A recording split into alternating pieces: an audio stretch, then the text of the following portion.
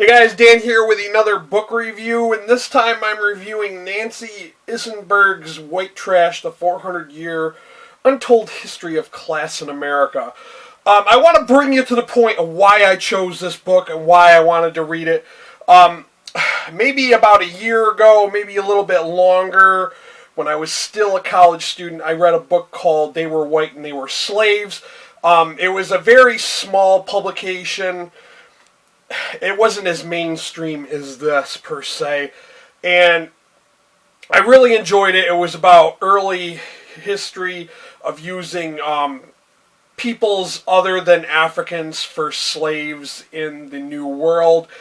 I really found it interesting, and it was kind of, it was just interesting to read that kind of history that's not really mainstream, per se.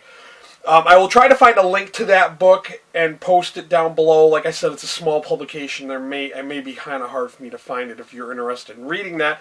But that led me to want to read White Trash. Now, White Trash, as you can see, it is quite a massive book. This came out back in 2016. I just now finally got along to reading it. And it's so much more than I had anticipated. About 2/3 of this is the nonfiction history, and then a third of it is the actual notes that she based her writing on. So like I said, this was a lot more than what I anticipated. She doesn't just focus on poor whites or whites who were used for, starting the colonies. She just starts out. She starts pre-independence times, where it's colonial America, and each chapter kind of goes up until present day, with the final chapter being a reiteration, wrapping up all that she had went over with a few little details that she didn't mention in the prior chapters. Now, don't get me wrong, you're probably thinking, well, it's history, it's nonfiction, it's going to be boring, right? Unlike a lot of other nonfiction books I've read that are kind of like just the facts, they're just laid out for you to take in and absorb. This lady, she has a way of writing it so she keeps you interested. She kind of really plays up on certain factors and try to, get you a real feel for certain political figures, like as Thomas Jefferson. I never knew that Thomas Jefferson, back in the day, was trying to shoot for public schooling and public education. I mean, that's one of the things we kind of take for granted nowadays, is public education system, that a lot of people don't realize it's something that was given to us. They didn't always have public education. So it was like little factoids like that really kept me interested in this.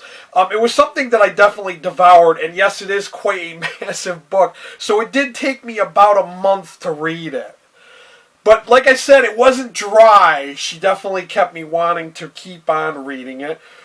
There were little interesting factoids about different presidents and different key figures throughout time.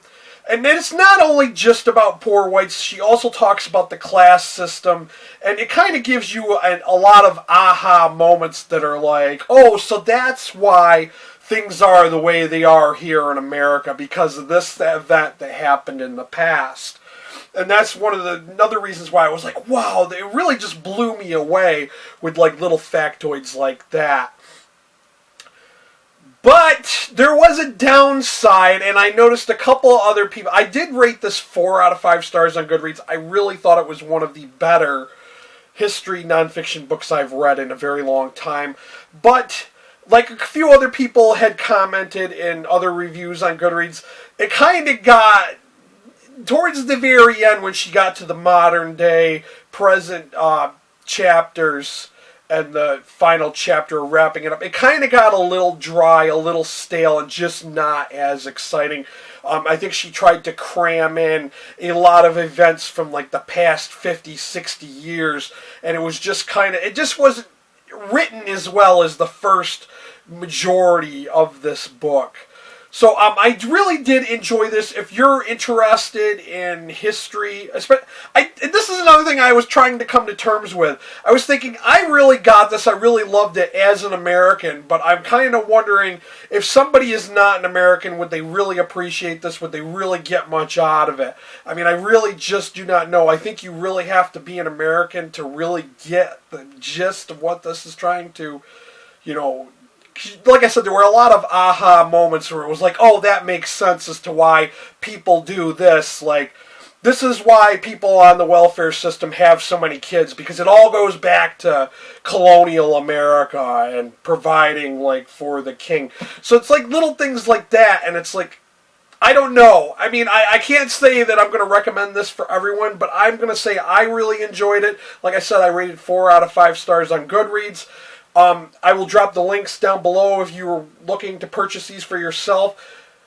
Let me know if you've already read this. Let me know what your thoughts and feelings on it were. Like this video if you liked it. Share it with your friends. If you're not already subscribed, please hit that subscribe button. I do review a lot of comic books most of the time, but I do tend to review stuff like this. Thanks for watching. Until next time. Later, guys.